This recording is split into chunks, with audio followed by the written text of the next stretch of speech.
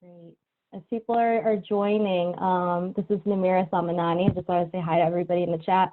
I'll be your radical hospitality person for any tech support, any questions. So as we're waiting for everybody to join the session, please feel free to talk in the chat, and then I will be handing it over to our amazing panelists for the session.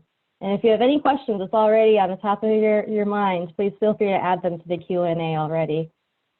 Yes, one of the questions was around being muted. So you are muted automatically as a participant. So our panelists are the ones who have the option to unmute and all of that. So Tawana, I don't know if you have any introductory kind of questions you want to put out while people are populating into the group, but I'm going to hand it over to you right now. My city got me lodged between paradigms. Do I chase a dime or fight crime? I can't evade the revolution, I'm neck deep in it. Find myself wishing I would sleep again, a sheep again, cause shit getting too hard to swallow, we waterless. Got a government lawless and unaccountable, taxing us out of our domiciles, but they blaming us though, say black people be lazy, only built this country, so why they complain and pouting about reparations when they still ain't free? Melanated bodies rot in penitentiaries. I never lived in a democracy. We are institutional hypocrisy, dirty in war, raping and torturing poor, innocent blood on the flag. It's the anthem. They sanction lies from the Capitol.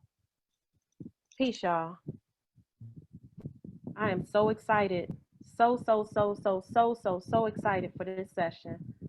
I wanted to bring together some literal badasses, y'all. Some folks that's just they not just poets, right? Even though being a poet is enough, hello, but they're not just poets, they are technologists, they are abolitionists, they are data scientists, they are innovators, creators, mamas, you name it. They out here kicking ass all over the world. And so I cannot tell y'all how honored I am to be in the presence of these beautiful women. We have with us Joy Bolamwini, the poet of code. We have with us Netta Bomani, School of Poetic Computation, and we have with us Greta Byram, who is the director of Community Technology New York, and we happen to be in a collaborative called Community Tech. So I am just really excited to be in this conversation. I want them to give you a poetic contribution and then tell you all about themselves. We're gonna excuse Joy at 3:30 to an undisclosed location that I shall not share information about because I don't want half the room to leave. That's called hating in public. But anyhow, so we're gonna excuse Joy in an hour, so you will have an opportunity to hear all of their voices.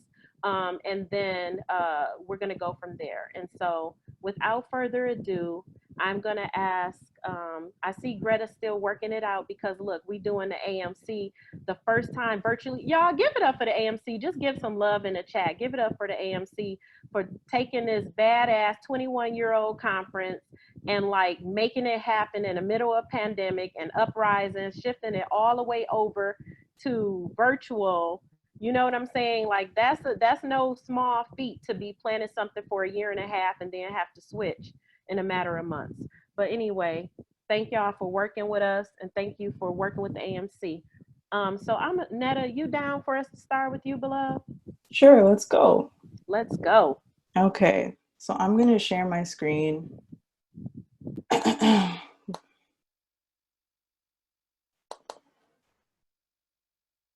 And I'm just gonna get started with, let's get rid of this. I'm just gonna get started with my poetic offering. And in order to do that, I need the help of my computer and Python. Strike, perilous you laying stop jobs, chains no, peace, and all laying the stairs, chains game. Extinction, the begins, approaches, don't plot, daughter. Laying credit, she, the undoing chains. Laying welfare, begin on lands and chains. 2. The eye, selective chains, how men who strange chains walk, grace chains. Plot, do laying, I again. Can appeals with laying with speak, can strange, no, the tell, and this with laying does not city chains, mothers how, until my demand this, the undoing with strange chains, the unfree stink of laying Jesus bloody markets, chains of sun, chains black, white, chains, how of getting prayers, clearing the eye a earth with of from more chains, to do fear, chains begins, must act, sin no speak, can life feet, laying with songs, plot here, causing break, struggle, sin, laying the what, the break for chains, in mother chains, do women, chains laying the width begin territory, the chains direct and do outstretched.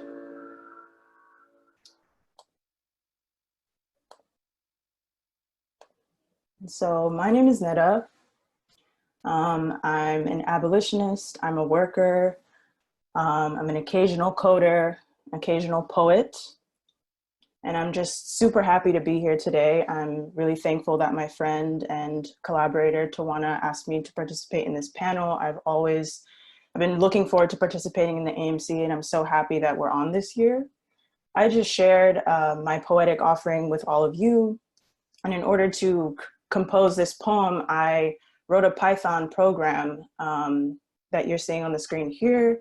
And basically what this program is doing is it's combining the words. I borrowed a few words from some of my favorite Black writers and poets, Saidiya Hartman, Lucille Clifton, and Pat Parker. And it's basically just taking all of their words, randomizing them, and creating a short composition, which I formatted and sort of contributed my layout and sort of my code to their words. And a lot of my work is text-based like this. I work with code, I work with zines, I work with archives, I work with all kinds of text-based mediums or databases or structures in order to create these sorts of compositions that speak a lot to my experience as a Black person, as a Black femme person who's been coded and socialized as a woman. And in sort of the pandemic and the current iteration of the movement for Black lives that we're all participating in now, I created this sketch based off of the code of one of my really admirable like web programmers and theorists, Laurel Schwartz.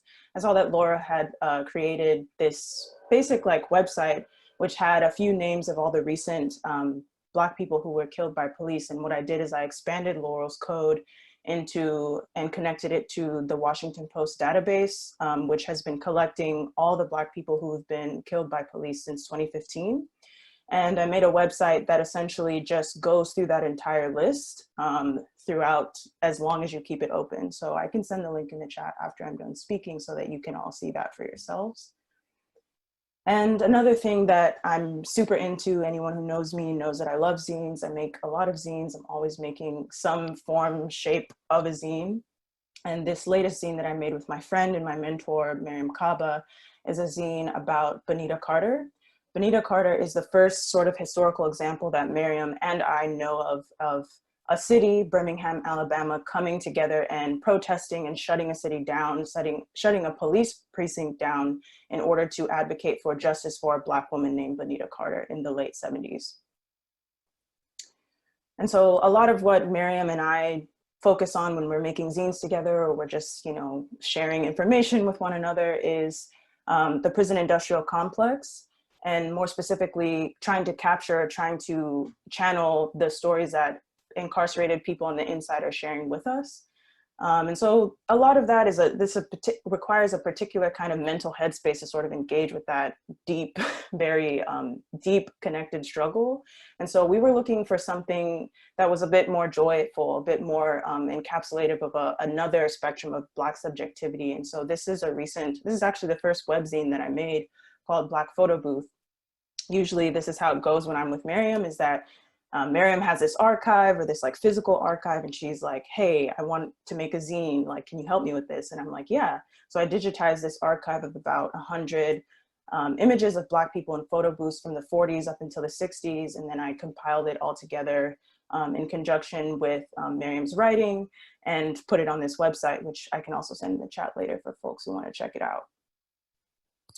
And another thing that I'm super interested in doing, and this is also a nod to Greta, and is these workshops. And a lot of times when I'm doing workshops, they focus around race and racism or Black subjectivity, and they also focus on social archives. And this was a project that I did with some friends at the Cybernetics Library, Melanie, Dan, Saul, and David. And basically what we did is like, there was a bunch of artists and theorists and all kinds of thinkers who were thinking in and around like, how do we make art in the library, or how are people responding to art within the libraries? And so there's this symposium which we created a sort of zine making station for people to respond to prompts that were in a zine worksheet that I created. And so here we're really laying out deliberately the sort of like social function or sociality of creating zines in a sort of collective collaborative manner. And similarly, I do another workshop series, which was heavily inspired by my friend Melanie Hoff, who teaches a really amazing series called Cybernetics of Sex. And this is cybernetics of race and racism. And so we combine cybernetics of racism and sex together. And I've also did an iteration of cybernetics of racism at Processing Community Day earlier this spring before the pandemic hit. And essentially this is just sort of using cybernetics as a framework in order for us to wrestle with or maybe navigate our understandings and misunderstandings of race and racism throughout societies, more specifically in America, but definitely looking at other sort of colonial sites. And the last thing that I'll share with you all today is a sort of thesis or like a life project that I feel like I'll be working on for years. But I was heavily inspired by the time that I was a student at the School for Poetic Computation by a class taught by American artists, which really dealt with the surveillance of Blackness. And more specifically, we did a really close read of a text by Simone Brown, by which I created a sort of response of code poems and also physical computational circuits that sort of navigate the first iteration of surveillance against Black people, which was the first ship in the transatlantic slave trade, which was the Brooke slave ship. And so what you're looking at here is a sort of like circuitry and code sort of navigating or teasing out that sort of social archive, and then mapping that archive to a whole entire archival library from archive.org and Library of Congress, sort of looking at the Black liberation movement in America and the UK. And so yeah, that's me. And I'm gonna pass it off to my next panelist, but before I do that, I just wanted to thank my friends and my teachers, Miriam Kava, Simone Brown, American artists, Bomani Aseni McClendon, Rithu Gia, Versa Levy, Galen McDonald, Sam Levine, and Melanie Hoff. I'm gonna stop sharing. We can't hear y'all applauding, but I know y'all are applauding. Yes, yes. I mean, you're gonna have to take a deep breath on that, right? Y'all gonna have to take a collective 100 and something people deep breath on that. And just, you know, a little shout out. I happen to be lucky enough to be on a panel with us on a plenary with Miriam on Sunday. So I get to share time with both of them. Hello. So make sure y'all tune into the Dreams to Practice Abolition in Our Lifetimes plenary on Sunday. Woo, Netta. All right. So, Greta, you ready for us? I think so. Can you hear me? Yes, we can hear you. We can hear you. Okay. Another technologist guru about to drop some gems, y'all. Pay attention. Oh my God, I've had so many technical difficulties today. It is always the way it is when you try to do something technical. The technology fights back. Which is why you do what you do. Exactly. So what I'm doing today, well, let me read a little bit for you all, and then I'll explain a bit. So this first poem, I just want to thank you all, first of all, and say how grateful I am to be here, how honored. It's an amazing company to be in, and just thank you all. So this is a poem that I'm gonna dedicate to Tawana because it's about security and safety. which we know security ain't safety. And that is what I've learned from Tawana. So this poem is called Heap, Overflow, and Edge. We living beings all the time should not, 1, walking home at night, stop, 2, telling someone a secret, nothing, 3, crossing a border, carrying, hide, nothing to declare. Q1, what is your threat? Q2, what do they want and why? Q3, how would they get it? Type, confusion, and kernel. Infiltration, probing. You have 0 days to prove good faith. Wait, why do they want and what? Think about it. Licking our wounds, the barn door closed after the dead horse was drugged. The student said, sounds like you're talking real politics. 2 manuals, I said, OPSEC fail. Mitigation. When sailing, bring either 1 compass or 3. 1, what and 2, to whom has access. 3, can I say things in a way? 4, in person. 5, not names. 6, separate, true. Structures of manifold conformation, long rows, sometimes more closely fitted together, all twining. But look, one of the snakes seized hold, as if by tightening could secure.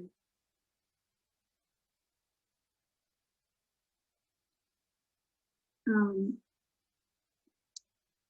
I'll read one more, and then I'll tell you what I'm doing. Untitled 1.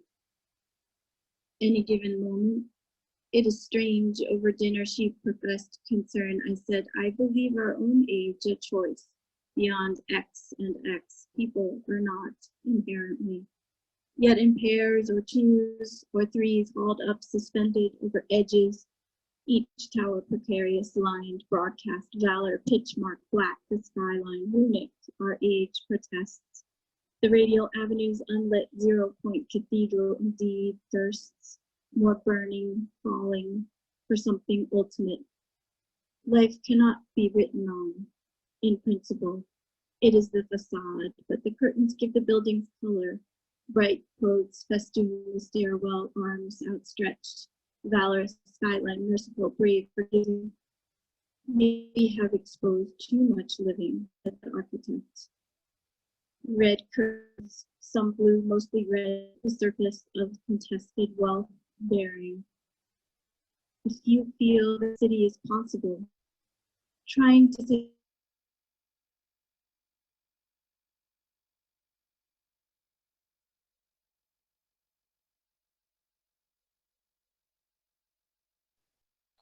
Okay.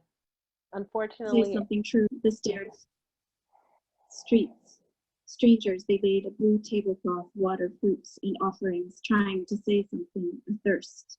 Simply falling, we walked. So, I don't know if you all caught all of that. But what's happening here is that I am broadcasting an FM signal of this session out here. So let me show you.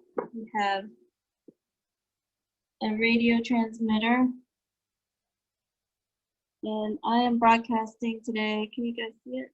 In the Hudson Valley, on 103.9 FM.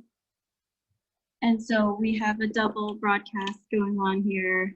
And this is what my work is really about, is that I found a few years ago that I got way more pleasure and joy from broadcasting poetry than from really writing and reading it. So I did read y'all a little bit today.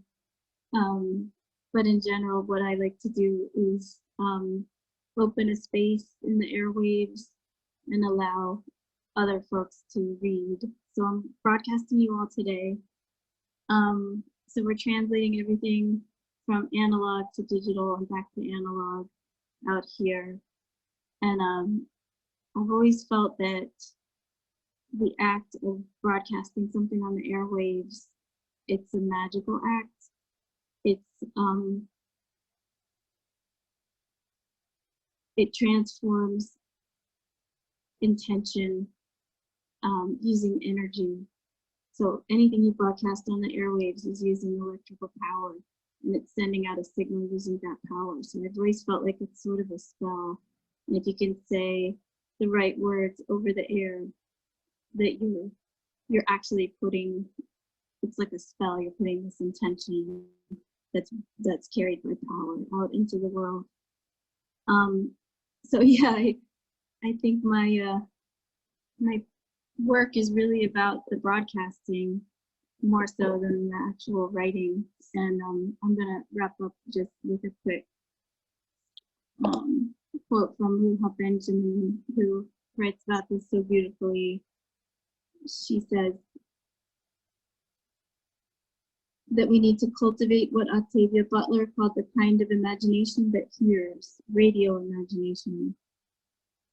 Radio imagination serves as a methodological touchstone for ethical engagement with technoscience, where the zeal for making new things is tempered by an ability to listen to the sounds and stories of people and things already known. So I just want to honor her and explain why I still feel like radio imagination is the deepest and most magical. So you know you're broadcasting on 103.9 in the Hudson Valley. Yes, thank you, Greta. Thank you. Look at that. We broadcasting over the airways. That's right. Casting magic spells. Woo! All right, y'all. All right, y'all. So I wrap up this portion with let me just tell y'all a quick little something about Joy. Now, I love everybody. NetaIsTheBomb.com, GretaIsTheBomb.com, and I have had the opportunity to work with both of them, and it is magical indeed. I love that, magical indeed. I just read your comment, Alex. But I am in knee deep in the fight against facial recognition in Detroit. And I would be remiss if I did not tell you that this being's research is one of the reasons why I can stand every day up against these systems and tell them to shove it. That's all I'm gonna say about that. I'll talk more about it on the plenary, but I owe a debt of gratitude to Joy, and I just really lift Joy up in this struggle inside systems that a lot of us don't venture into. And so anyway, without further ado, I would like to introduce Joy Buolamwini. Thank you so much. It's been some time coming. I've heard about Allied Media Conference from Sasha Costanza-Chock for about 6 years, and I could finally come. And so I'm so excited to be here and to be among all of these poets as well. I'm Joy. I'm a poet of code on a mission to show compassion through computation. I tell stories that make daughters of diasporas dream and sons of privilege pause. The poetry that I do combines words with algorithmic audits. And so today I'm extremely excited to share with you a piece called AI Ain't I a Woman, which it poses Sojourner Truth's a 19th century question to 21st century algorithms. You probably know where that goes, but let's go ahead and show what that looks like. So I think they will be playing the film, the algorithmic audit, spoken word piece, visual audit, still finding the language for it, but I think that should be playing soon.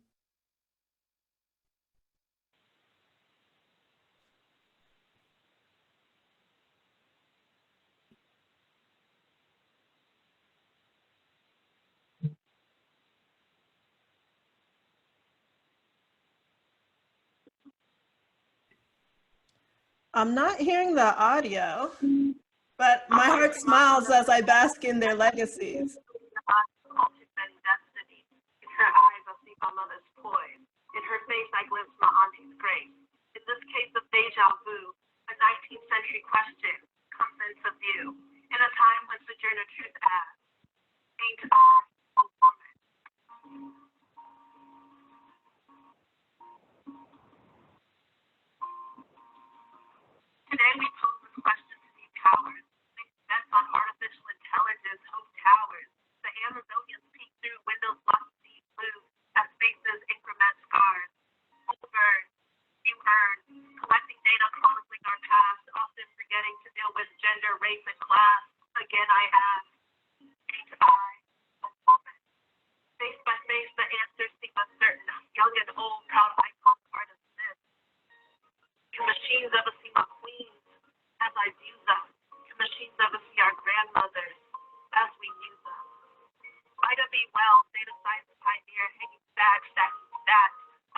teaching of humanity, teaching truths hidden in data, each entry and omission, a person worthy of respect.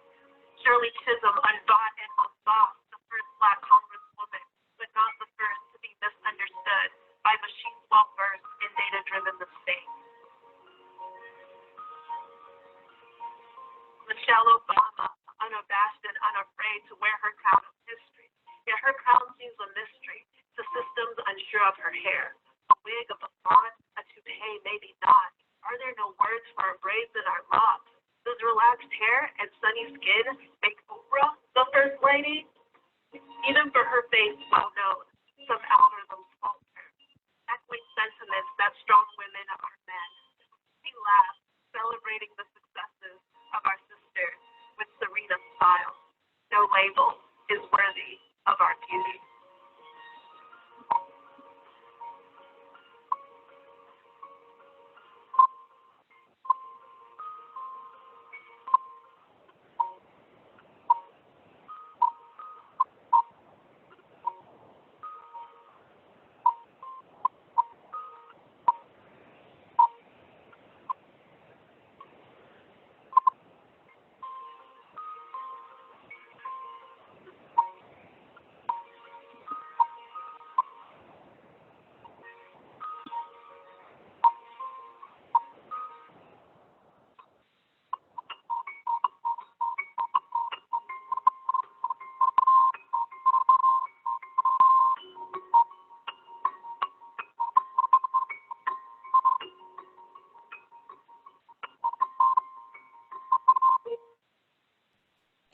All right, thank you for that. And so that is AI Ain't I a Woman. The audio didn't come through just right, so I'm gonna do another piece for you, which is called To the Brooklyn Tenants. It's around the same themes, but from what you saw, at least visually, is these algorithms don't know what we look like, right? That's what you are seeing visually. So with the Brooklyn Tenants, as Tawana mentioned, there is this ongoing fight against facial recognition systems. And I was so privileged to work with tenants who were saying, okay, our landlord wants to install a face recognition system. This isn't something we want. They pushed against it, they won. And being inspired by them, I wrote this poem to the Brooklyn Tenants. So here we go. To the Brooklyn tenants, resisting and revealing the lie that we must accept the surrender of our faces, the harvesting of our data, the plunder of our traces. We celebrate your courage. No silence, no consent. You show the path to algorithmic justice requires a league, a sisterhood, a neighborhood, hallway gatherings, Sharpies and posters, coalitions, petitions, testimonies, letters, Zoom calls, research and potlucks, dancing and music, everyone playing a role to orchestrate change. To the Brooklyn tenants and freedom fighters around the world, persisting and prevailing against algorithms of oppression, automating inequality through weapons of mass destruction. We stand with you in gratitude. You demonstrate the people have a voice and a choice. When defiant melodies harmonize to elevate human life, dignity, and rights, the victory is ours.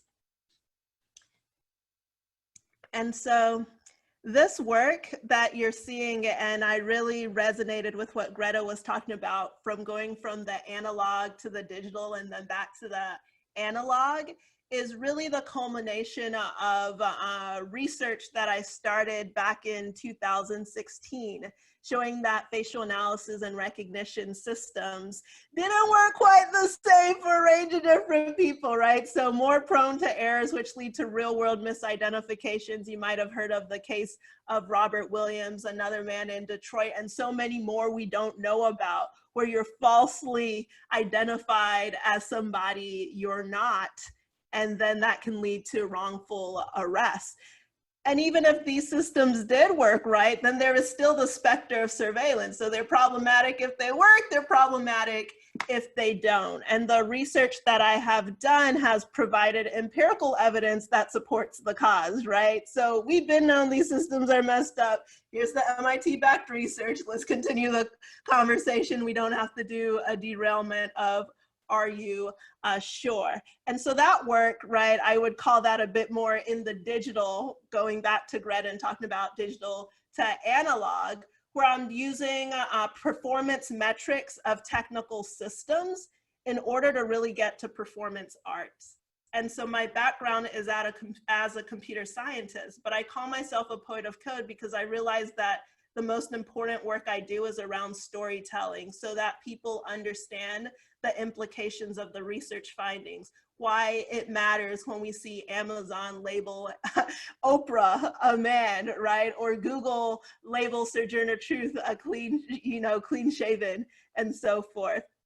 And so with that kind of work, I've really been asking, how do you move from performance metrics in the digital to performance arts in the analog? And that's what this work shows. And I've been so fortunate to have AI anti-woman travel around the world. Defense ministers have seen this before discussing lethal autonomous weapons when we're talking about facial recognition technology and all the places it can end up. The military space is another huge area that has to be addressed. It's been in museums. I remember performing it at Afropunk. It's gone all over the place, and it's been so inspiring for me as someone coming from a technical background, where I feared that maybe if I let the artist out, the rest of the work wouldn't be taken as seriously. And in fact, what I've seen is that in dialogue with each other, it does even more.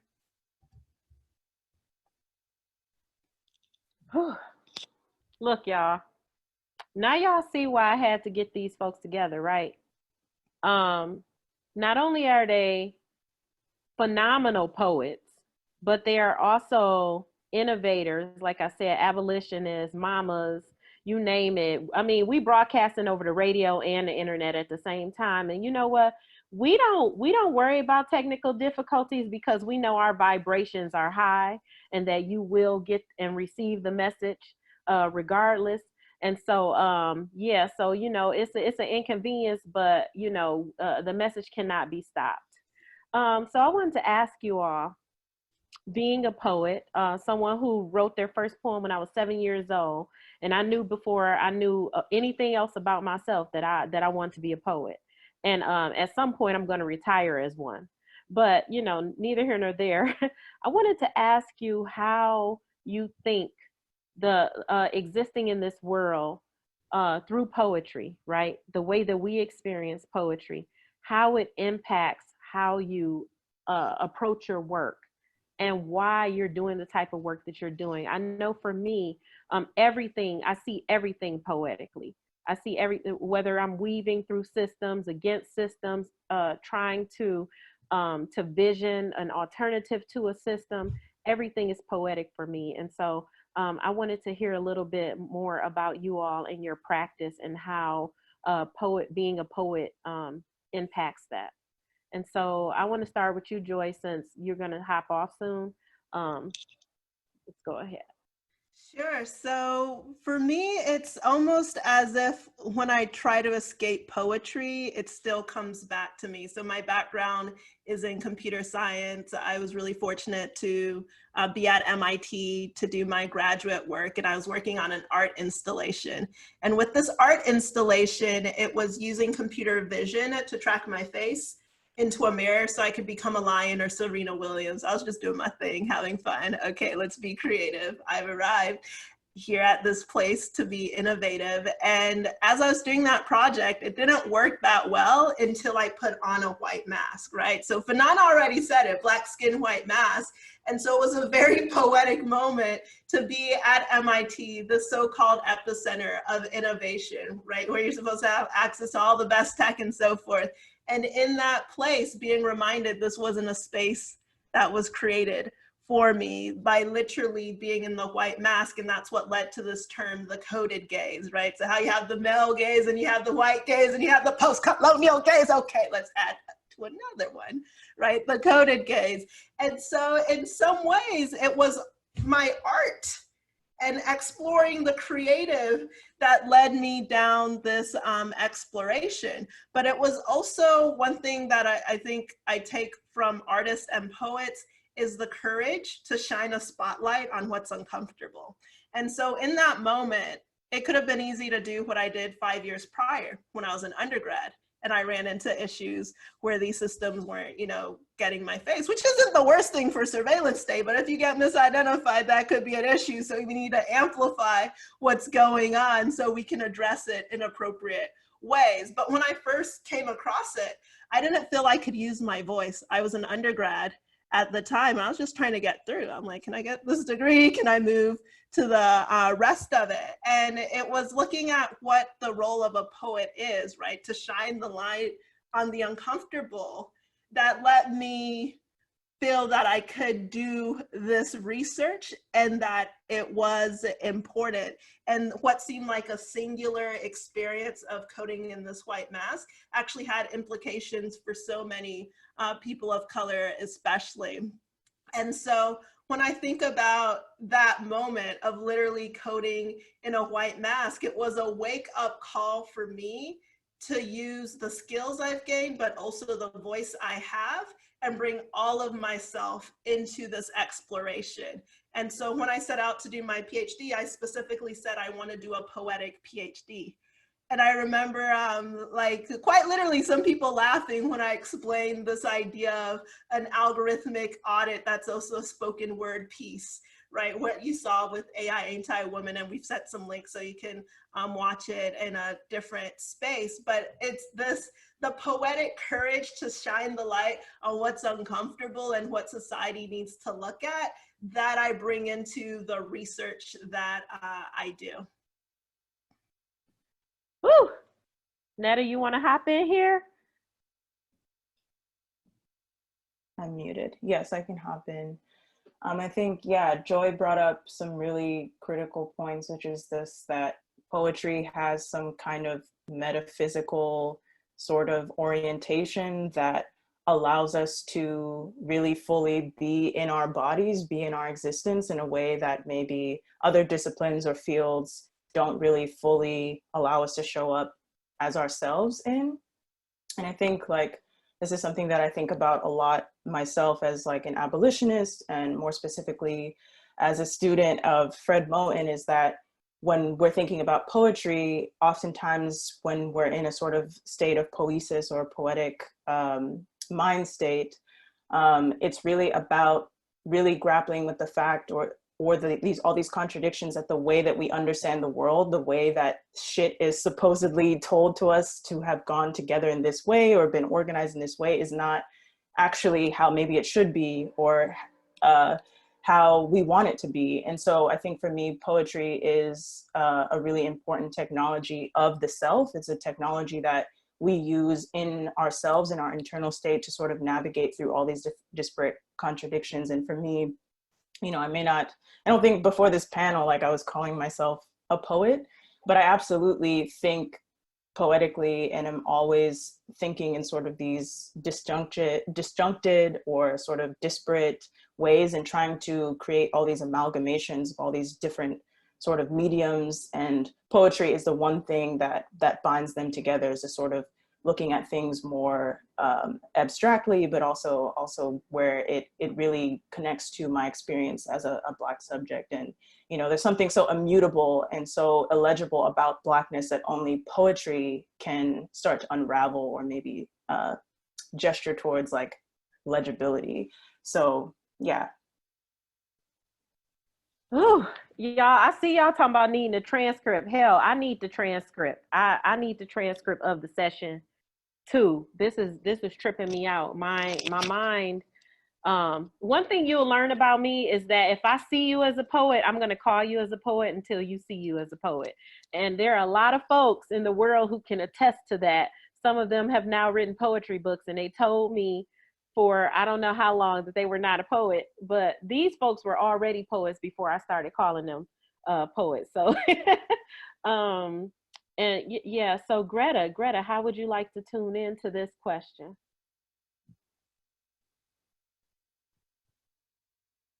You're on mute. Yeah, thank you so much. It's hard to follow all that brilliance. Yeah, I think for me, poetry has always been about trying to find that kernel of meaning, that bit of truth that's in everything, and that for me, that's a process of kind of distilling something and distilling it and distilling it until you can finally get to what feels true and real. And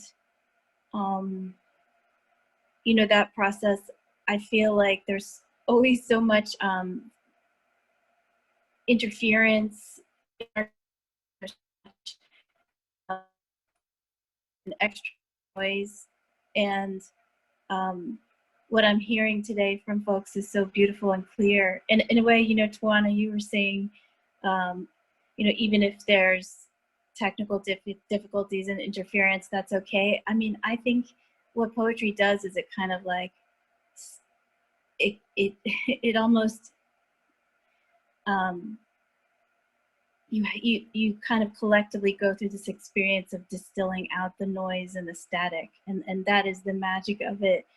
And so, like, I just love tinkering with radio equipment of all sorts and transmission, because it kind of makes physical this feeling of like distilling the meaning from the noise. And you know, the other, you know, that to me is a magical process, and at its base, it's about power, the power of transmission, the power of communication, and, you know, really owning the means of communication. So I think, you know, what I try to do with poetry and what I'm hearing from everybody here that's so inspiring is taking control of the means of communication to transmit your truths, and bringing everybody with you through that process of distillation and clarifying that signal from the noise. So, you know, poetry for me is the same thing as broadcasting. And I just, yeah, I'm so inspired by the folks here and the power that I'm hearing.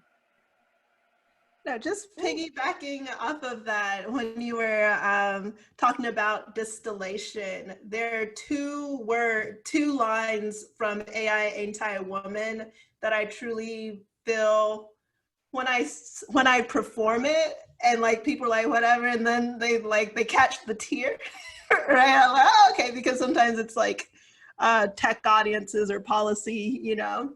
It's the line. Can machines ever see my queens as I view them?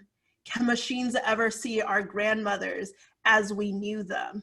And then it ends with the line that no label is worthy of our beauty, because even though in that whole piece, what I'm showing you are algorithmic fails, it's still trying to get back at humanity, right? So the ways in which we know each other, no label can really truly contain that. And we see this if you're putting gender labels or racial labels, these constructs we already know, to box for somebody else's objective, it's already in this datafication of the individual, reducing us to something less than who we are. So when I talk about Ida B. Wells is a data science pioneer, hanging facts, stacking stats on the lynching of humanity, teaching truths hidden in data, each entry and omission, a person worthy of respect, is really in those few lines, right? Someone's asking me about my PhD. You can have dissertations out of all of them, but it resonates because there is this kernel of truth. Can machines ever see my queens as I view them? Can machines ever see our grandmothers as we knew them? Okay, y'all, it's really hard for me to facilitate this discussion after hearing y'all talk. But I'm going to ask this final question before I turn it over to Namira to get from the room. Yeah, talking about like shedding boxes and breaking things down. On one of the plenaries, I believe it was Alexis who said that there's no such thing as writer's block, right? And I actually wrote a poem about that a while ago. I'm not going to venture to try to remember it now, but one of the things that I've always noticed about the period of my life where I used to experience what's called writer's block was that I was trying to live up to a particular like status or symbol of what poetry could be. And the reason why I wanted to convene this particular uh, panel or discussion or living room discussion was because I know that you all navigate poetry in a way that is not the norm, right?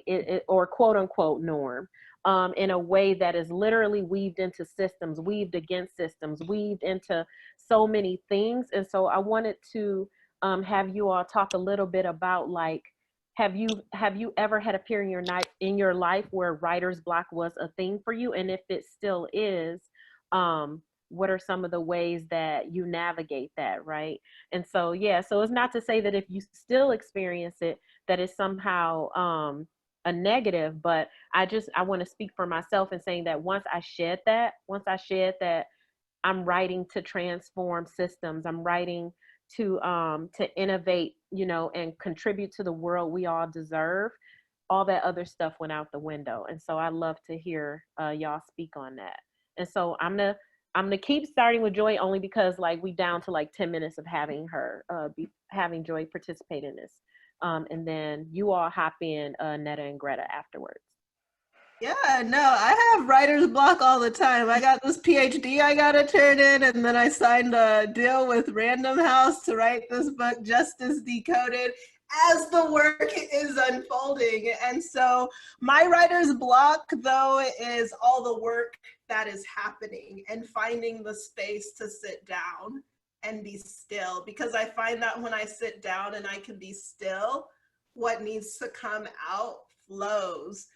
But as we're doing the work, and that work, the writing is the work, right? And there are other parts of the work. Part of my writing is writing for hearings, right? Part of my work is technical writing. There's a whole range of different types of modes. And the most generative I feel is when I'm doing poetry or when I'm in that mode of storytelling. But right now I feel the block to it is everything else that's going on in the world. And then I think of the people who've gone before. I'm like, how did you find the space to compose your thoughts when there's so much you want to say? It's even difficult to identify the first syllable, yet alone the first sentence or the first paragraph. And so this is actually where I turn to poetry, because it does help me distill the essence of what I'm trying to convey, and then it can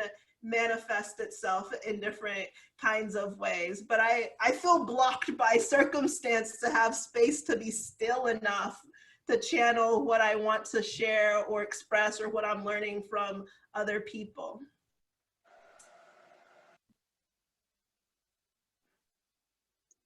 Yeah.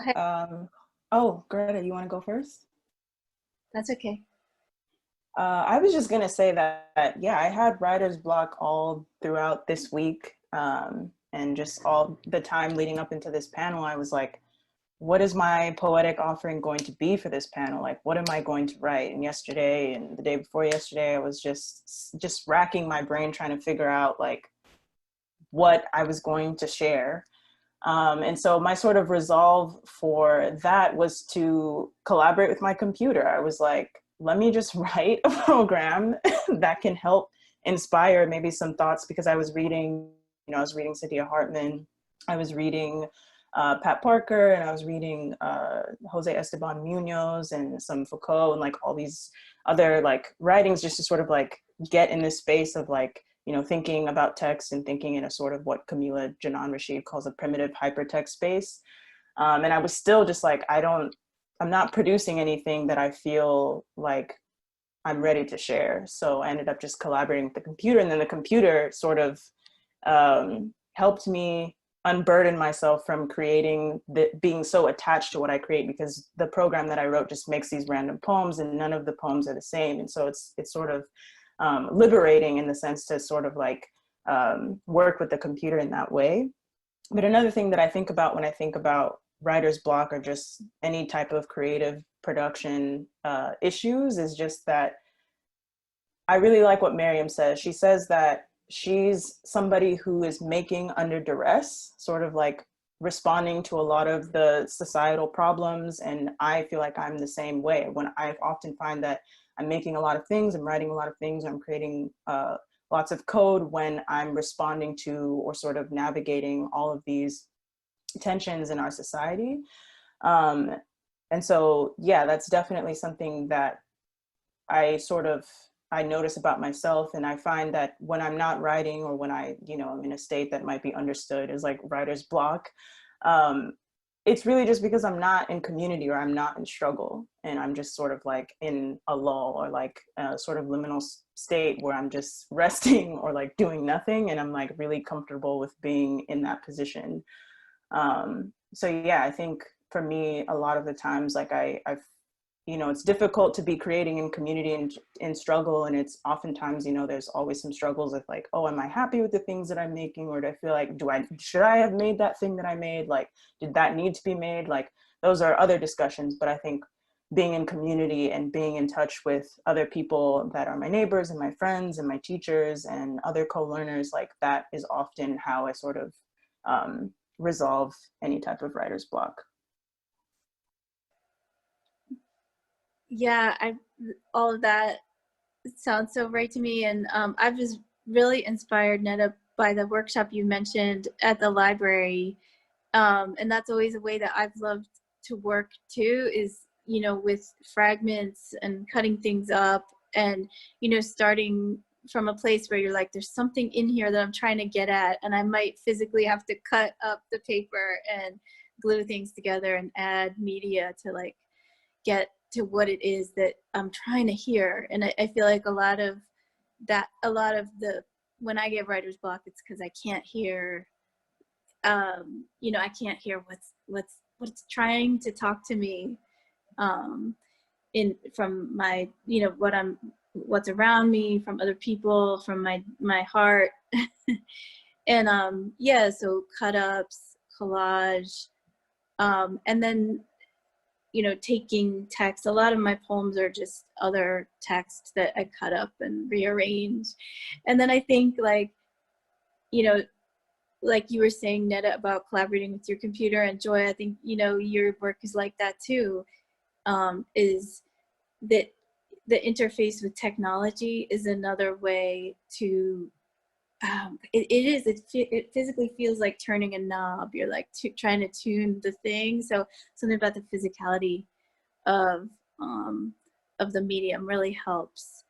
And I think with broadcast technology, there are times when I don't want to, it's like the way that social media works, where you put something out and you're kind of like waiting for the response. One thing I love about broadcast media is that you're not doing that. You're not looking for that quick response that sometimes pulls you away from the truth you're looking for.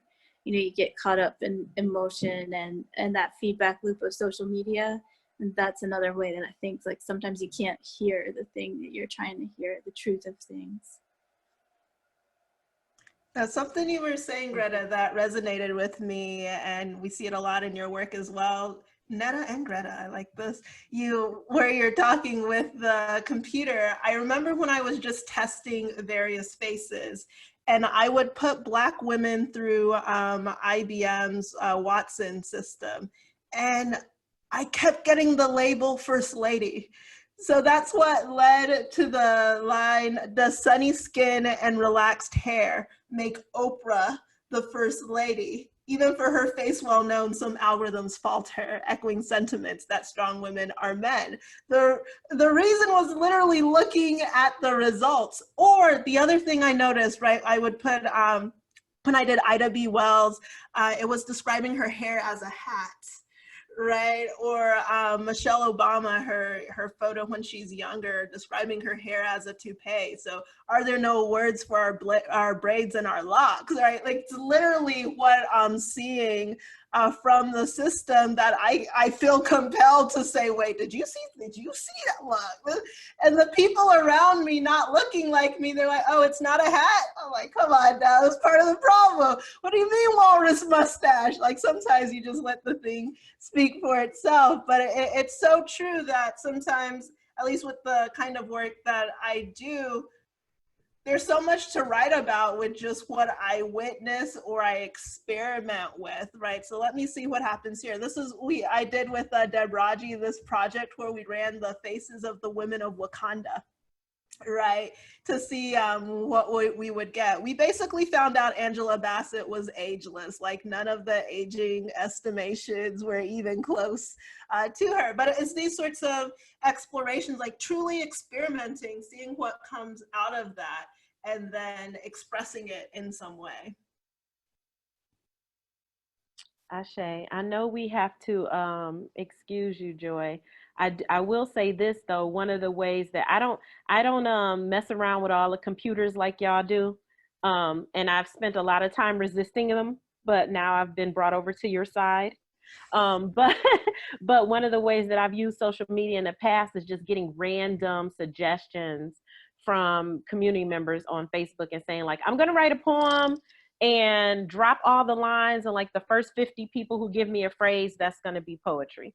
And so those are like, that's how I took the power back away from the feedback loop of social media, like relegating like, you know, how I feel about the poems that I put out into the universe. And so we're going to give Joy a loving outro. And so we will see you on this other side. Hopefully you can join the Slack channel. I know you're super busy, but the Slack channel for AMC is Poetry as Visionary Resistance to Systems. And the conversation is going to continue over there throughout the rest of AMC. And that sounds great. Yeah. But we'll see you later, Joy. Thank you so much. Thank you so much for having me. I wish I could stay longer. My partner, fiance, is about to leave internationally, so I need to go say goodbye. So yes. We'll see you later. Joy. Bye. Yeah.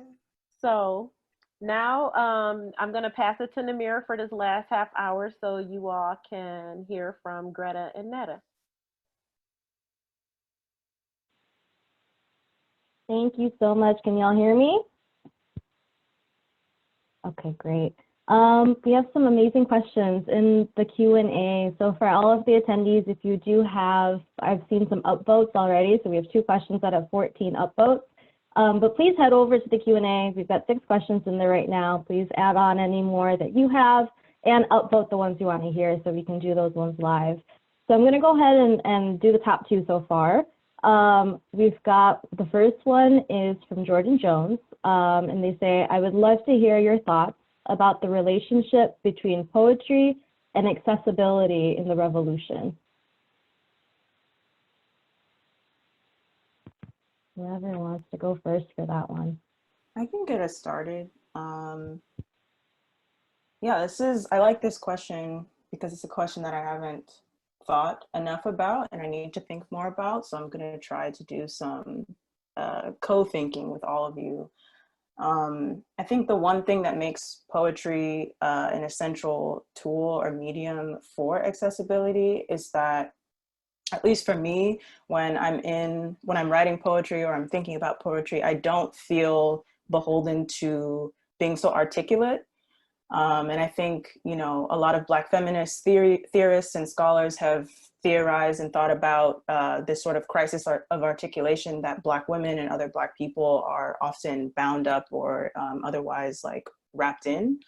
And I find that, you know, when I'm doing academic writing or I'm doing like, you know, persuasive writing or any type of writing that involves an argument, I find that I'm like always just like need to be really articulate. I need to get the point in a way that the other person or the audience can sort of like capture it and understand it in a way that's like very clear.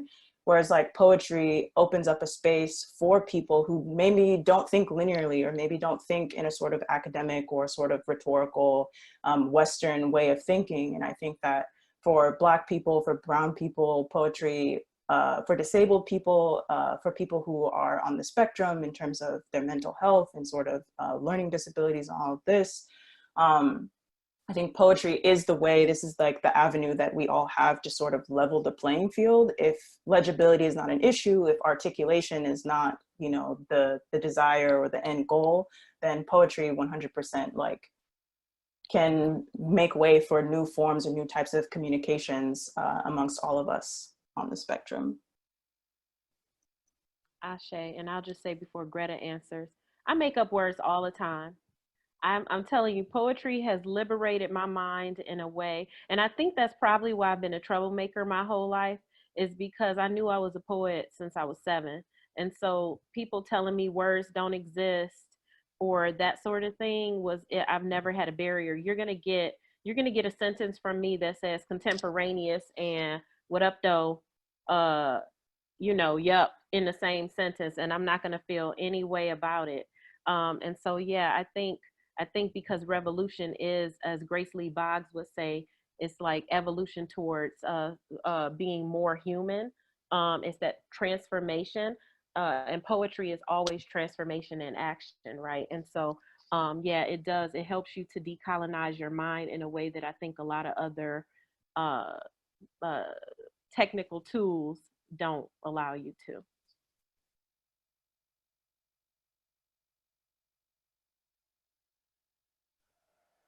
Yeah, I don't have that much to add. I just feel like poetry is a medium, and it is, you know, a way to, again, reach that truth in things, and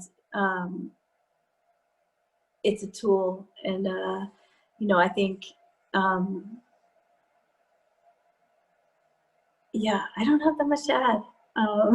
You all said so much.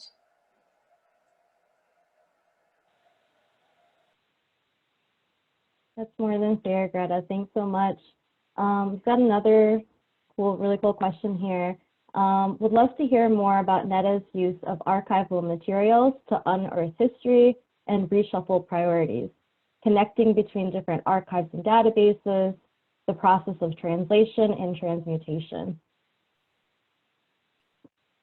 Ooh, really interesting question.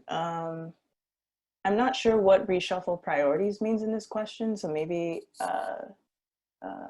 Jack? I'm not sure if I'm pronouncing it correctly, but if you could maybe clarify that in the chat.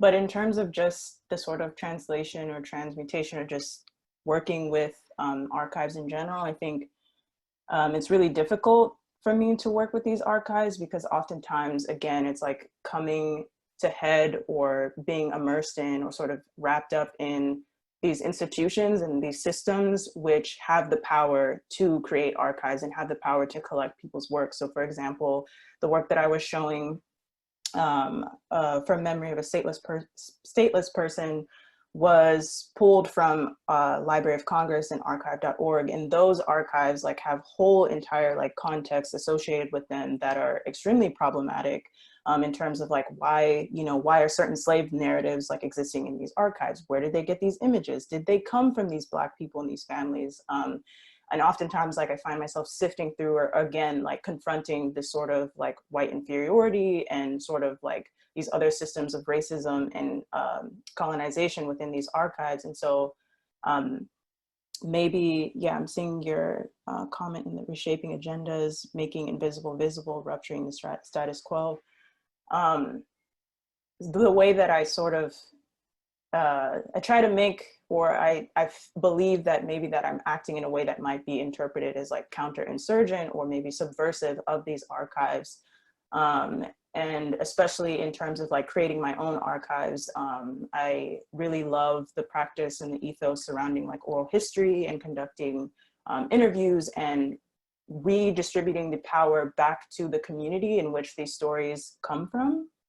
And so often like, I think the latest extension or like the iteration of that project and other projects that I've been doing have been less so about going to institutions and relying on their archives and their databases, but returning it back to a sort of community governance and community oriented narratives.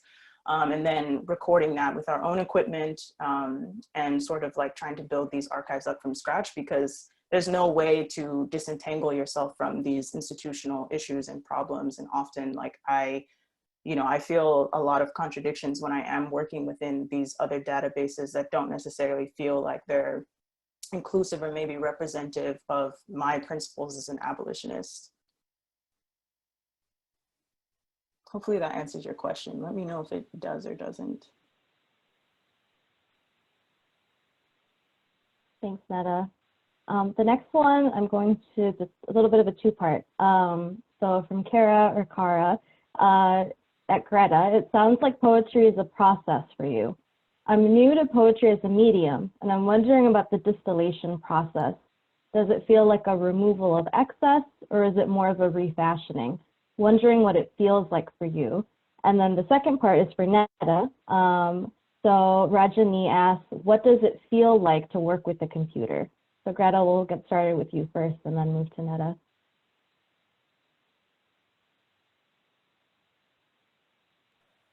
Yeah, so that's such a great question. I think, yes, it absolutely is a process for me. And I think it's really a process of listening. And I sort of have a rule that I don't add any words, so I only take words away. I never really like realized that that is a rule that I use in a lot of my work, is like I'll just take from different texts and then remove and remove and remove. And I think, I don't know, I keep thinking about subjectivity here, and I think for me, there's a lot of trying to remove my own subjectivity so I can hear. And I don't know, I think like folks have talked about how their work and their process interacts with subjectivity. And I think, yeah, I think for me, like that process of hearing, so you can distill and distill and distill and remove what's extra, right? That to me is a process of trying to get to that deepest voice, which is not about ego, and it's not about who am I, and yeah, it's for me, it's about trying to decenter myself actually in poetry.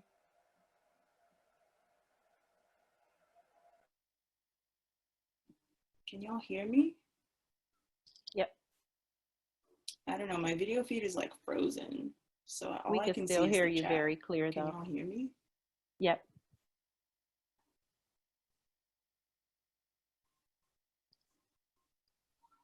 Okay, so since I'm seeing in the chat that y'all can maybe hear me, my video feed is frozen, but the question was, what does it feel like to work with the computer?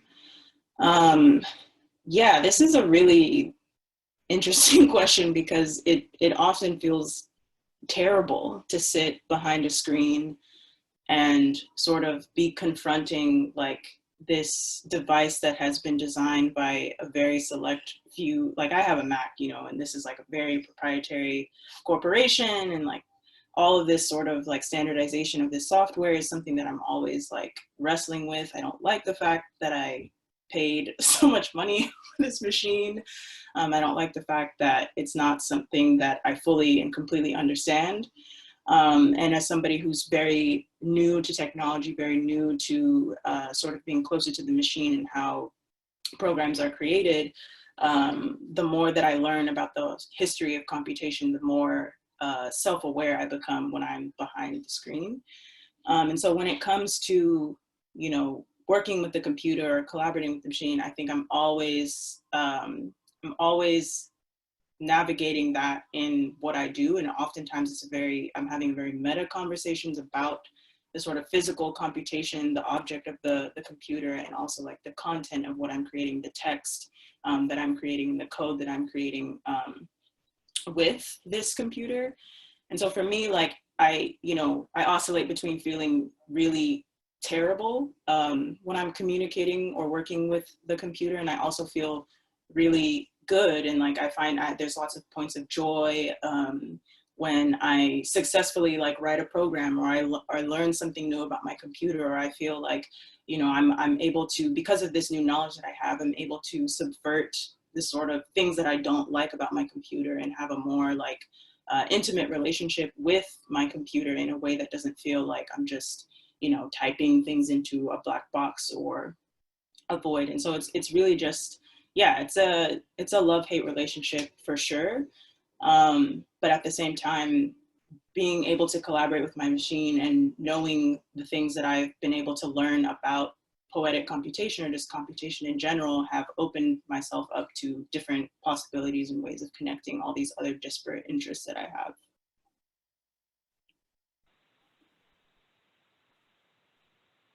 Thanks so much, Netta. Okay, let's move to the next question. People are loving, I mean, somebody just asked, Netta, can you please teach a class? Maybe you already do. So I'm loving listening to all these answers too. The next question is from Brooke, who has a question for everybody. Where do you feel you can do your work and where your work is supported? Academia, in the tech sector, is independent?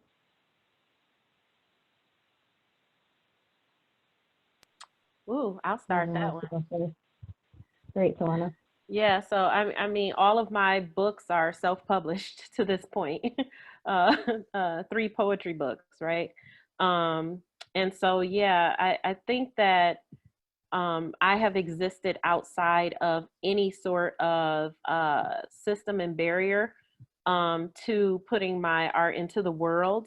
Well, I won't say, I mean, being in the world is a barrier in itself, but I have resisted being held to a particular type of criteria in putting my art into the world since I was very little. And so some of the times when I should be learning more skills and probably should be in an institution sharpening my tools, I've been in full out rebellion. So I saw in the comment where someone said like Netta should teach a class. Luckily for me, she does, and I have been in, I mean, you know, been in Netta's class. So yeah, mostly independent, but now finding the badass revolutionary poetic educators who will nurture that rebellious side of myself as an artist and create a space that does not have a bunch of walls around how I can put my creativity into the world. And so, you know, that's where the visionary resistance framing comes from, is through the legacy of Grace Lee Boggs and basically just having the opportunity to sit at her feet and watch how the littlest person in the world who's never been part of any revolutionary movement would be the voice that she would tap into and lift up. And so, yeah, so in that spirit, just like encouraging anyone who has creativity on their heart to just put it out into the world and let it do its work. And so, yeah, so I'd say I exist in that way. Yeah, for me, poetry is like a really private thing. So like I've taken classes and stuff, but like I mean, Tawana knew I was a poet, but it's not something I do professionally. And so yeah, I'm like incredibly nervous today because this is not, I mean, I usually just broadcast other poets. So yeah. But for me, like where I do my work is in helping people build their own communication systems. So to me, that's like my professional work is helping communities build Wi-Fi and broadband. And you know, it's the most meaningful. I mean, it is an act of poetry as far as I'm concerned, because communication is a fundamental human right. And that is about people being able to speak their truth into the world. And so if I can do that as my job, that's poetry, and that's what I want in my heart. And you know, whatever I do, like when I scribble stuff down or actually erase things, it's just like my private practice. Yeah, I don't know. This is a tough question because I don't feel like there is a place for me to do the kind of work that I want to do other outside of like community and in my friendships. I think that's primarily where I start my work is in sort of like navigating um, relationships with family, relationships with friends, and relationships to systems and how they influence those interpersonal relationships that I have. Um, academia has been a terrible place for me to be, like, to just be very frankly, to speak frankly, like, especially more technical programs and computer science programs. I haven't had very much, I haven't felt very much affinity within those programs in academic institutions. Um, but I definitely feel like the community center, organizing spaces, abolitionist spaces, spaces where me and my friends are creating small things that maybe reverberate with a few other people in our community, I've definitely felt like places where my work feels most aptly situated.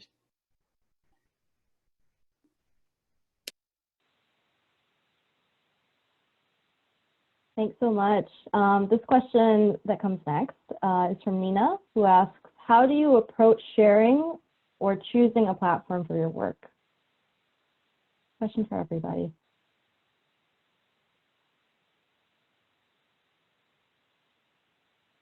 Well, I definitely have made sure that every year that I've been part of the AMC that I did something regarding poetry. Um, and every year for my birthday, I do something regarding poetry. Actually, for the last several years, it's been a festival because, you know, who doesn't want to throw a festival on their birthday? Uh, but yeah, I'm similar to Greta, where I spend a lot more time these days making sure that there's a space for other artists to be heard and seen. And so I don't do as much performing or sharing out poetry as I used to, but I feel so blessed to be in the presence of other visionaries and a lot of times young people who don't necessarily get opportunities, or people who are not well recognized as like artists or poets in like the mainstream scene. And so I try to create a space for those folks to be seen and to be able to create and to have their words taken seriously, because I take them seriously. And so yeah, I would say that that is how I'm showing up. 100%. I feel like I really just want to echo everything that Tawana said in terms of just underground channels, DIY channels. Really find that this is why I love making zines a lot, is that you don't really need to wait for institution X or grant Y to sort of like give you the permission to put whatever it is that you want to out in the world. And so oftentimes, like, when I'm making zines, it's always self-published or published within a small local community. And as long as those people and my friends or even myself can read it, you know, I feel like that is what I feel the most amazed and just like warmth and like extreme gratitude towards those sort of like community underground channels.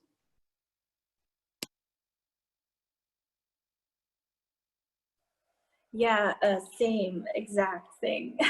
So like I find the times that I have been like so-called published a couple of times in a journal, those are probably like the least meaningful to me, like of like my experiences in poetry.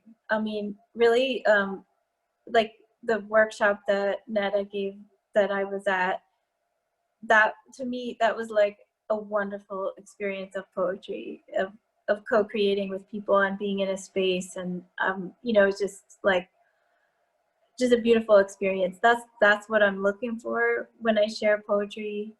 And I also love zines and doing self-publishing, and you know, to me the radio is one of my favorite poetic experiences too, because it's ephemeral, like it's only going to be there for a moment. And so you know, that's it's the experience, it's the true experience of the meaning.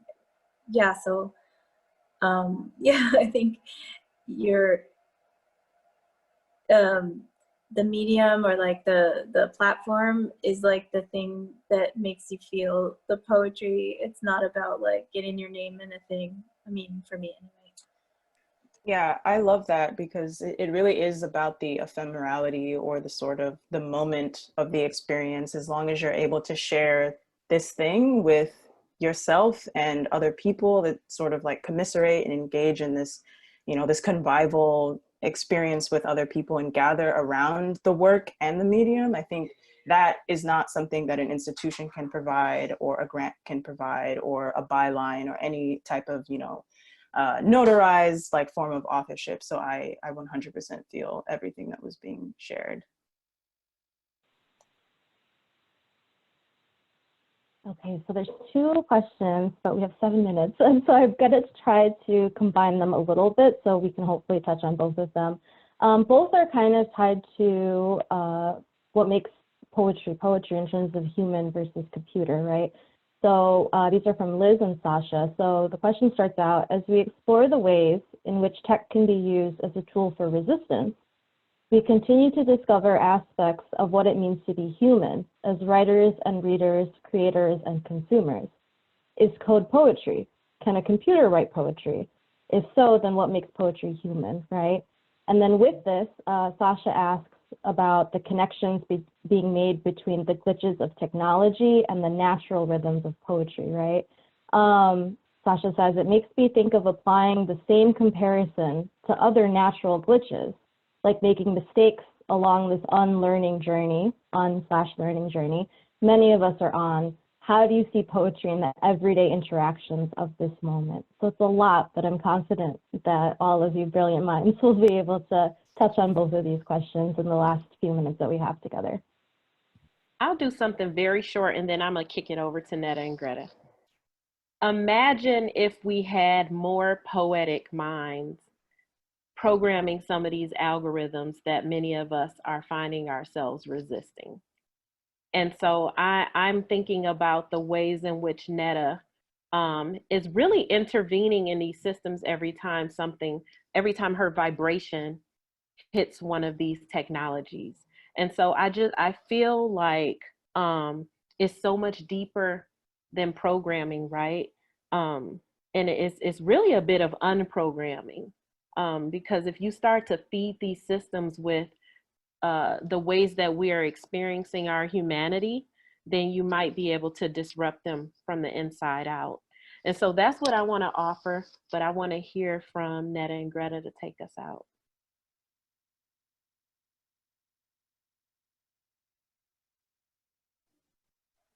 Okay. Greta, you go. Let me see if I remember the question. So the question of like, can a computer write poetry? I think,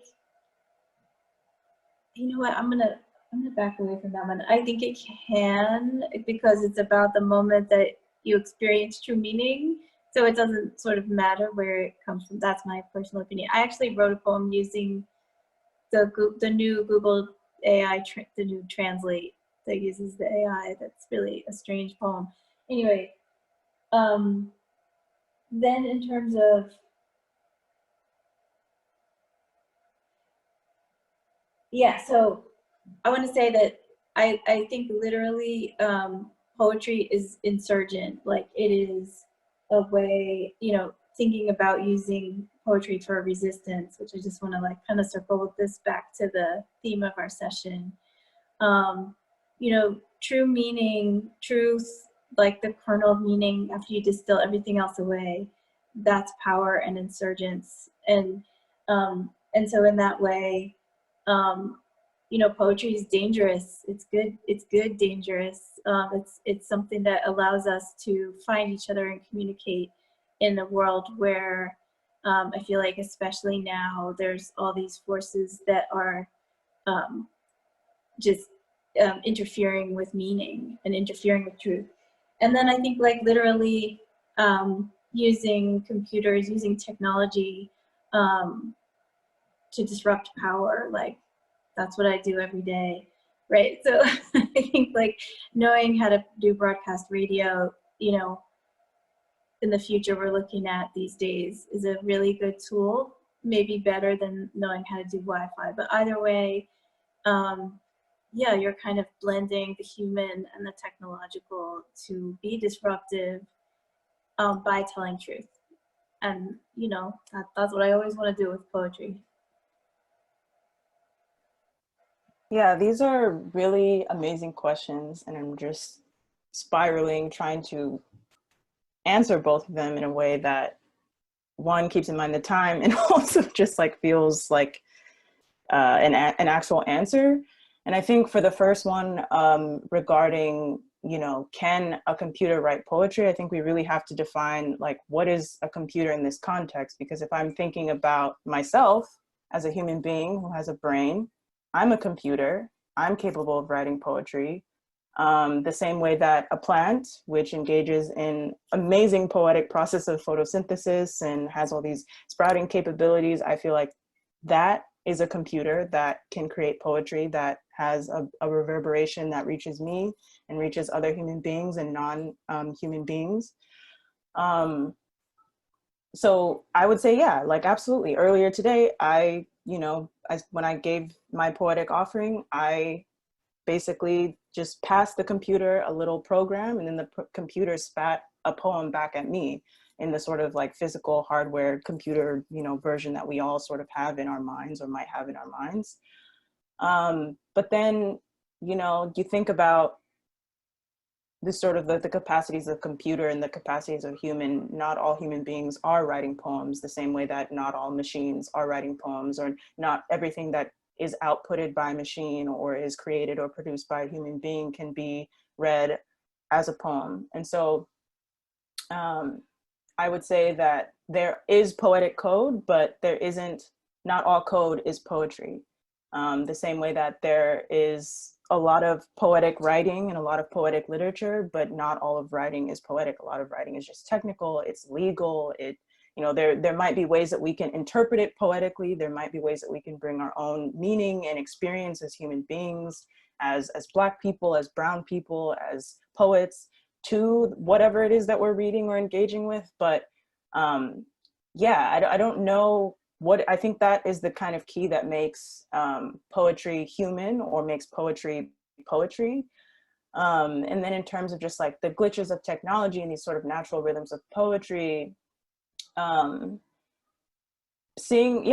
see poetry in all of these things, in the plants that are surrounding me. I see poetry in my relationships with people. I see poetry in weird, glitchy things that my computer does that don't make sense, or just like weird glitches in like sounds and just random things that just happen. Like living in New York, I feel like there's so much noise, there's so much stimuli, there's all these things that, you know, as a person who very much so is like poetically inclined, or as Tawana would say, a poet, I'm definitely seeing all of these things and soaking all of these things in, and having my own poetic interpretations as a sort of poetic being. So hopefully that answers the question. Woo! All right. Thank y'all. We could go on forever, but we can't go on forever. On that note, we're going to end. I hope to see you all over at Slack. It is Poetry is Visionary Resistance to Systems. And we really, really, really appreciate you. Thank you, Netta and Greta. Thank you, thank you, thank you. You, Tawana. Do you guys want to say goodbye to your listeners in the Hudson Valley on 103.9 FM? Bye, listeners. Thank you. Be poetic. Thank you so much. And thank you all the AMC people, denizens, poets, abolitionists who tuned into this. It was super fun to see all your comments in the chat. Yes, thank you so much. We'll see you over at Slack. Bye. Peace.